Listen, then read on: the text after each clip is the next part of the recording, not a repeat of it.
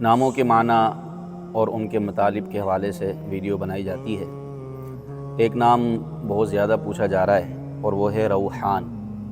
روحان نام رکھنا کیسا ہے؟ روحان نام کے مطلب کیا ہے؟ روحان نام کا مطلب اور اس کا معنی بہتر ہے، اس کا مطلب ہے روزی، رزق، برکت، خوشبودار پھول۔ تو اس معنی کے اعتبار سے روحان نام رکھنا بہتر ہے۔ یہ اس صورت میں جب کہ را پر زبر ہو، روحان۔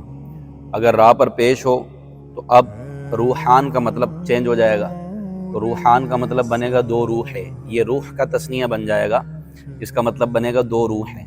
تو زیادہ بہتر یہ ہے کہ روحان را کے زبر کے ساتھ نام رکھا جائے بچوں کا، تو یہ نام رکھنا بہتر ہے۔ البتہ روحان نام رکھنا معنی کے اعتبار سے بہتر نہیں ہے۔ بہترین صورت پھر بھی یہ ہے کہ بچے کا نام انبیاء کرام، صحابہ کرام اور تابعین و بزرگان دین کے نام پر رکھا جائے، تاکہ بچے کو اس کی برکتیں نصیب ہوں۔